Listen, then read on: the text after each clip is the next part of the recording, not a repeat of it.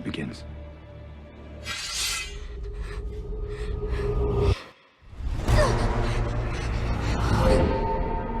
I know death. He's got many faces.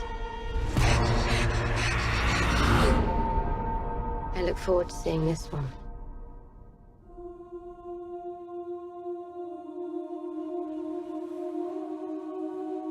Everything you did brought you where you are now. Where you belong. Home.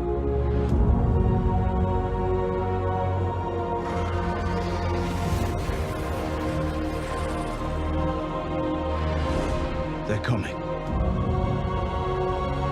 Our enemy doesn't tire. Doesn't stop. Doesn't feel.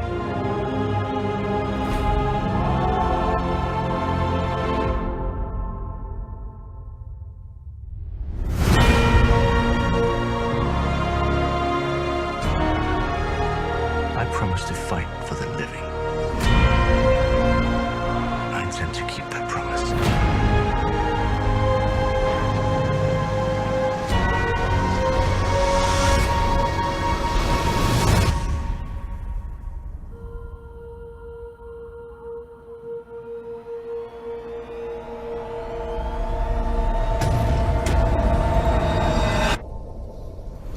Sometimes I wonder if this is the price for what we've done.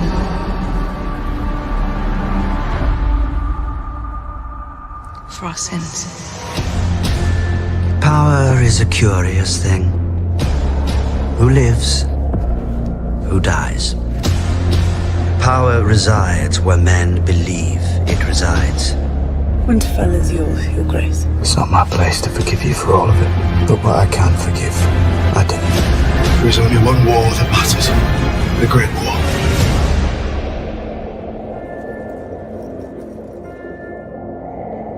And it is here. You are a stone. You honor of my name. You are my God. Same thing is coming for all of us. Death is coming for everyone and everything.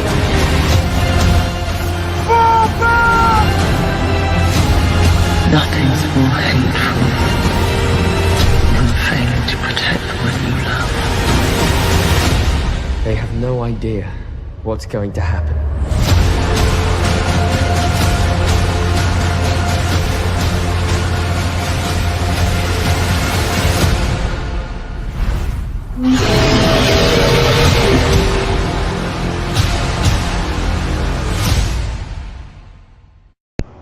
Hey guys, how's it going? I'm Dr.Carpenstein. And I'm Oldpap. And this is Nerdwatch2020, where we keep a 2020 watch on all things nerdy.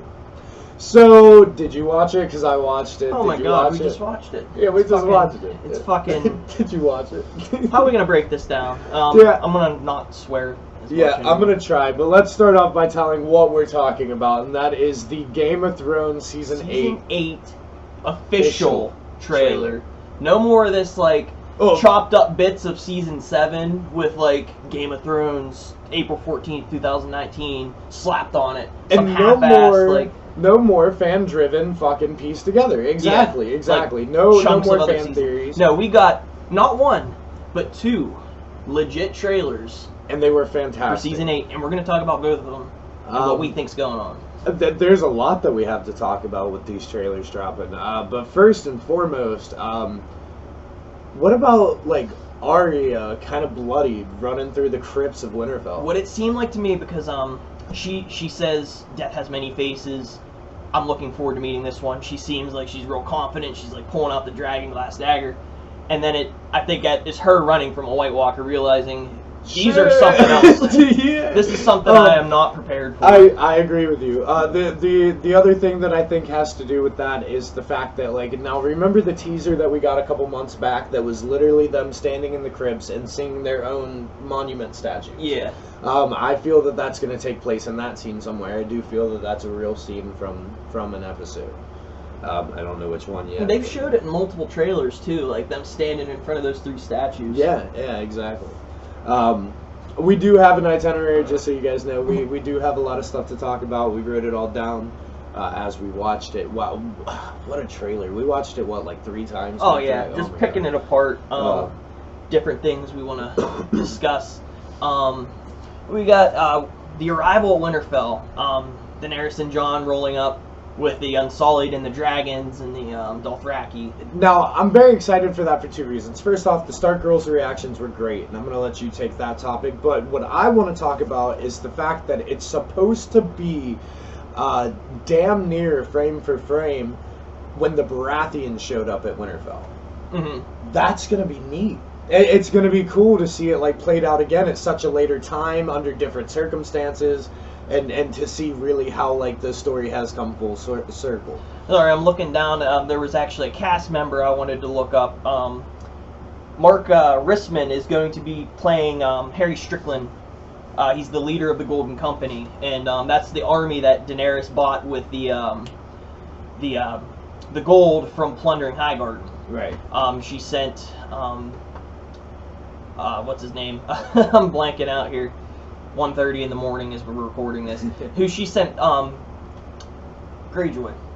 Oh, Theon? No, not Theon. See what I mean? Euron Greyjoy. Yeah, Euron. Apologize here, guys. I know what I'm talking about. I'm running on a little sleep. But anyway, she sent Euron Greyjoy to ferry the Golden Company across, which is an army of sellswords, one of the best army of sellswords that you can possibly buy. They have elephants, armored elephants and horses. It's going to be wicked to see them enter the fray. So, Cersei's definitely going to betray them. She said we can let the monsters in the north fight, and basically we fight the winter. Right. Now, I saw that coming a long time ago. I knew Cersei was going to betray them at some point, which is going to end up screwing the fight between the living and the dead. I really do believe that. It's going to hurt. But I was excited. I was excited when they were showing off all the armies and who's around to like fight for who, and we saw the return of Grey Worm. Yeah, we haven't seen Grey Worm since the Battle of Casterly Rock when his whole fleet was getting burned. So right. He had a little bit of a hard time getting back with Daenerys. But right, and remember Missandei was panicking. Yeah. So that was cool. It was cool to see him and see that he's still going to be a staple in the final season. Mm-hmm. One of the first things we see is them arriving to Winterfell and the army of the Unsullied. So the Unsullied are back. Grey Worm is now officially like the leader, it seems. So that's pretty cool. Oh, he's always been the commander of the Unsullied. But like he's like the commander now. Mm-hmm. Like he's like her horse, Yeah. Yeah, it's just great. The whole fucking trailer was, and pardon the language, but the whole trailer, the visuals, man. Oh, they definitely went all out with the budget on this one. The scenes with the dragons flying over the snow-covered mountains. Oh, amazing. They spared no expense, and we've been waiting for battles. Oh. Yeah, just little tidbits of the fighting and the battles. It's going to be epic. The Great War is going to be insane, and it's going to cover multiple episodes. Now, we did, however, found that the episode links, they haven't been officially released yet, but we found a leak. Not 100% true of the accuracy, so don't quote us on this, but last time I found leaks like this, they were true. So the links that I have are the first 2 episodes are going to be 60 minutes. Just maybe nice 10 minutes brisk, longer nice than what we're used to. Yeah. And then the last 4 are going to be 80 minutes long. So we get 4 mini movies. Yeah, I mean, short movies. To compare to like, any of DC animated films and stuff, you get an hour and 46 minutes. So I mean, it's not far from a movie. Mm-hmm. It's really not, and the budget really shows that they kind of put it at a movie budget. Mm-hmm. Man. I'm so excited to see how all the characters' arcs finally come. He's one of my favorite characters. Hated him in the beginning, but God, his character evolution and how he's come full circle to redemption is Jaime Lannister.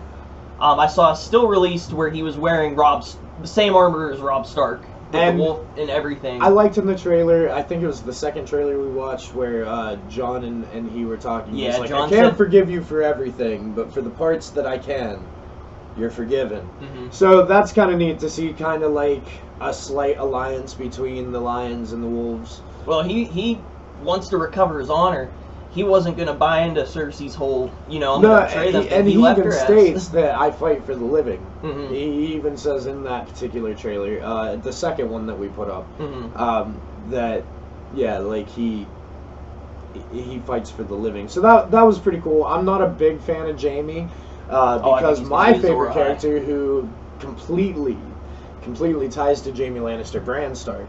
I do. He's one of my favorite characters from the very start. I knew something was up with him when he got pushed out of the tower. He's something special, and now he's the Three-Eyed Raven.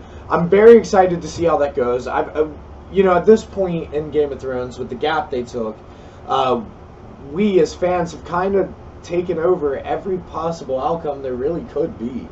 And now it's more of a thing to see which one they picked and see how it actually ends.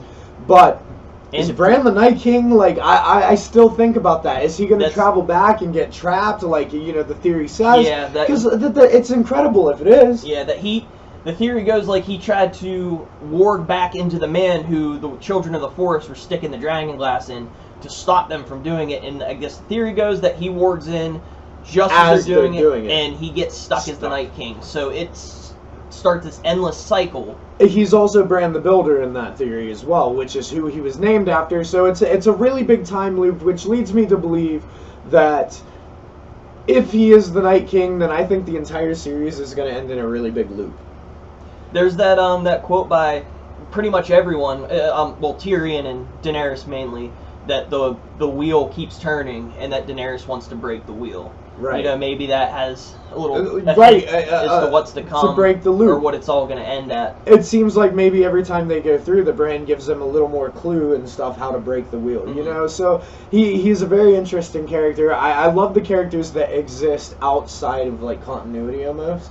Like they get to see the continuity happen. For Men in Black 3, for instance, the Arcanan, he was amazing. A fifth-dimensional being that lived in all timelines. And I think that's kind of the route that they're going with the Three-Eyed Raven and Bran, which is really cool. It's a great concept for him to see how it plays out, and how if they do this one thing differently, then it'll change it. But if he tells them to do that one thing, it changes it in a different way, and it spins it all back into the wheel. And I really feel that Bran's going to have a big part at the ending of the story. Do you think they're going to have to kill Bran to end the loop? Absolutely, maybe. And who better than Jon? And that's going to break Jon's heart. Yeah. He is actually my favorite character, Jon Snow. He, from day one, the bastard of Winterfell that didn't have a name. Like, no. I would have never, he even got a dog. If you went back in time and told me from the first couple episodes that Jon would be the main character, I wouldn't have believed it because there were so many other characters. Yes and no. They died. Yes and no. Okay, because I knew it was going to be the Starks. I knew the Starks were a big power. Okay, you actually showed me my first 2 episodes of Game of Thrones, and I know it's a long time ago, and you probably don't remember, but we're sitting there. I like that one. Yeah, we were at Pops' house, and I was like, that one. He's my favorite. It was the fact that in the very first scene, you get to see that a stag destroyed a direwolf. And now there's all these pups, one for each of the Stark children. And then there was that one runt, which was albino, that went to the snow. And I was like, he's important. Foreshadowment says he's important because he got a dog. He shouldn't have got a dog, and he did. And Ghost is one of the only ones left. And another thing, while we're on the topic of Ghost, one of the show producers, he's coming back, and he's actually going to have quite a big part to play. Good. Is what he absolutely. So we're getting Ghost back. I actually thought he was dead for half a second. Me and one of our guest contributors that we bounce, all of our nerd shit off of all the time, Johnny Dean, we were talking about it the other day, and we literally got into an argument about whether Ghost was dead or not. I was like, there's no way he's dead. Like, we just didn't see him. And he's like, well, why didn't we see him? It's because he's dead. And I'm like, he's not dead. Yeah, and then it got confirmed. So that was great. Yeah, they just kind of had a hard time getting it. There's so much they packed into Season 7. They really didn't, have room for Ghost, it seems. Not to mention the budget. Yeah. I can't stand when people gripe about shows and books, you know, that they're not as good as the books because they don't have as much story. Well, yeah, they're cramming so much into so little. Right, So, and so little see, of a now, time frame. imagine that instead of a Game of Thrones 8-season series, we got a 2-hour movie. It would be so much worse, because there's so much that you got to cram in all at once. The series was the way to go for this. George Martin's being a cunt by not finishing up. The Winds of Winter, yeah. Right, he needs to finish up. You know, and I'm let us not have a it. huge reader of the books. I haven't gotten past Storm of Swords. So I'm not going to sit here and pretend like I'm a book guy, I know everything, but I have plenty of friends who are. Shout out to Sadie, who has been very, very disappointed in George R.R. Martin not releasing Yeah, The Winds of absolutely. Winter. Sadie is absolutely right for feeling that way. I mean, he's dicking around. You want to know someone who knows their Game of Thrones lore, you talk to Sadie. She knows every little thing. Like She is going to be featured here soon on an episode Yeah, that's we need Game to of get her Thrones in. related. I had no idea that the scorpions that they tried to take Drogon down with were an invention from long ago that was actually used to kill a dragon in Dorne. I thought Qyburn just invented it. No, I saw that even in the show. I saw them talking about how, like, well, this is what we tried last time. And it But was like- I had no idea. You know, it's been around for so long. However, we did get the Game of Thrones trivia game, like, just to really push in how well she knows her shit. If I've got She questions stomped about the lore, I go to everybody. her. Oh, yeah, I bet. We played the Game of Thrones trivia, and there was literally not a single question she couldn't answer. She knew every single one of them. She's great at it. Sadie's our Game of Thrones chick. She got me into it. Yeah. And ever since then, you know, it's been such a huge part of my life. I look up the lore online even when I don't read the book. I'm probably gonna cry when it's over. Oh, me too. I know we're gonna get probably prequels and and spin-offs sequels and yeah. maybe a movie here and there, but still, this main series has been such a huge part of my life. So for funny story, 8 just years, to or really 10 years now. really tie that in to home is old Pappy throws this banging ass Halloween party every year. It was literally a staple in our life growing up. Didn't get to have it last year, but it's an annual thing. Yeah. I plan on bringing it back this year. So, the second or third, he went as Jon Snow. And he Just had a member of the Night's Watch. Yeah, I have dude. a pretty bitchin' Well, cosplay for the he Night's had Watch. long claws, so like, you know. Yeah, I did have long claw. Even though I look nothing like Jon Snow, I look more like Ghost. White as a fucking ghost. Yeah. Pardon my French, but I'm looking on camera right now, and I need to get some sunlight. You and me both, brother. It's I been a heard long winter. that Winter has been here for too long. somebody whose opinion I value very, very highly says that anybody who likes stuff like this is a basement-dwelling neckbeard. And I mean, I know I need to shave, but we're actually in the attic of my house right now, so just to really drive that in. So that's cool. Neck-bearded attic dwellers. Yeah, you know, Get it whatever. right. Get it right. I'm on a higher level, I promise. But yeah, that was really fun. So, back to Arya. Do you? I didn't see anything about it, but do you think Nymeria and her pack of wolves that she is leading is going to make an appearance? Do Maybe. you think she's going to help? Nymeria might help fight the undead. Maybe. I like the way that you worded that. Fight the undead. You know, maybe come in.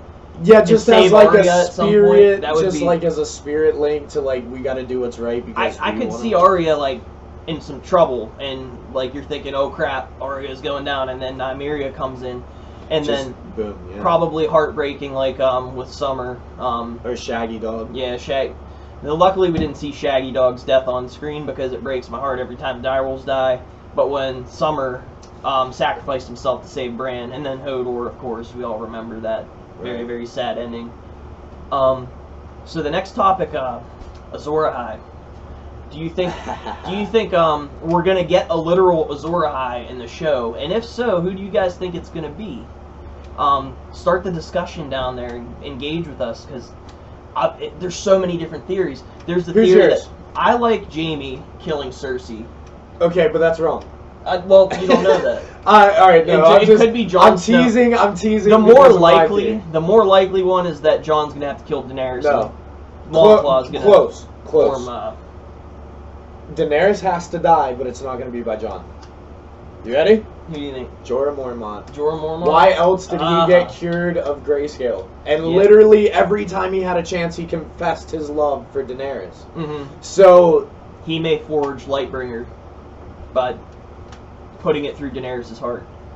There's so many great theories, and that one's mine. we're That one's finally mine. going to get to see all these theories we've had for the past 7 seasons. Right, come to What's going to fruition. be validated?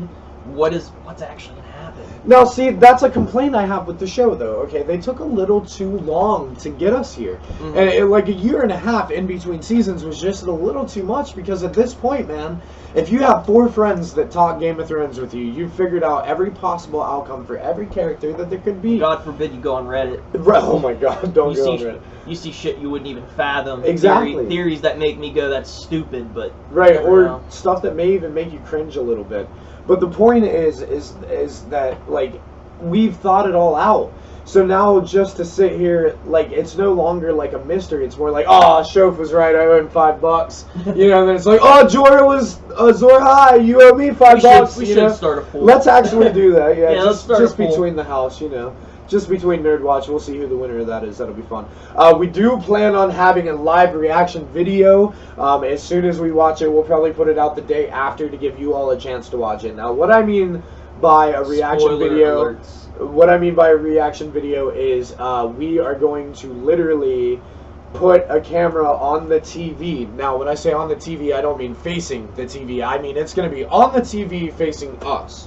That way, when we all watch it together for the first time for a company of Nerdwatch, you will get genuine reactions from the cast and crew so that you can see that we are just as big a part of this as you guys are. I think that would be really fun. Drop us a line. Let us know if you think it'd be cool.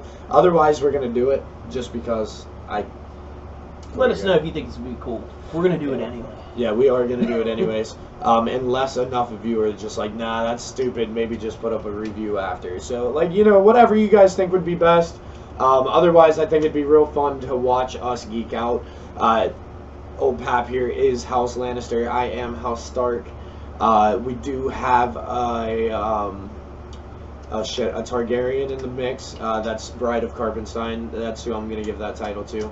And Sadie should be joining us for our Game of Thrones viewing party, so that will be I believe she's House Baratheon. She loves Stannis. Yeah, she's a big Stannis fan. Who's Stannis in the books? I mean, he's similar, but he's kind of a different character.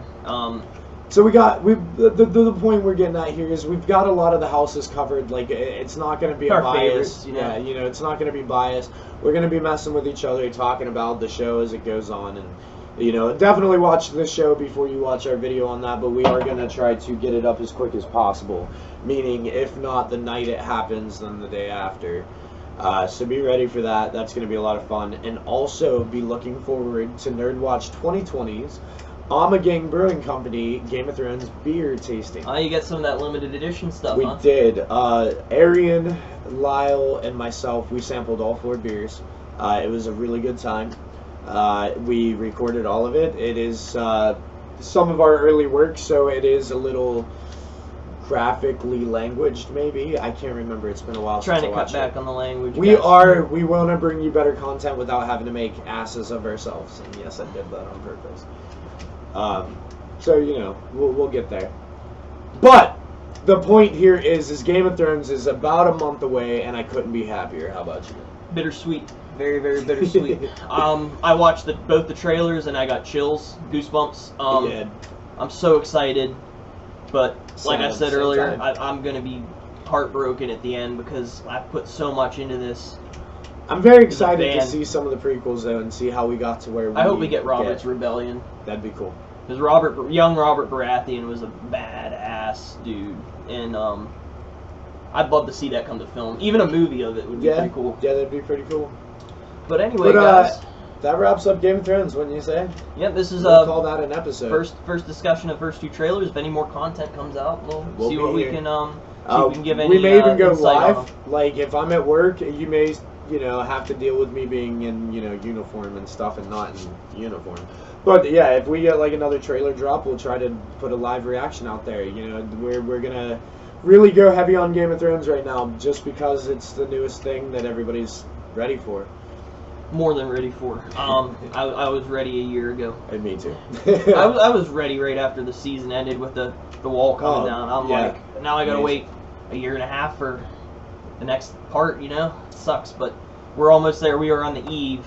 Yes, of the end. Eve of the Thrones. All right, well, I've been Dr. Carpenstein. And I've been Oldpap. And this has been Nerdwatch2020, where we keep a 2020 watch on all things nerdy. Glasses. You guys have a great night.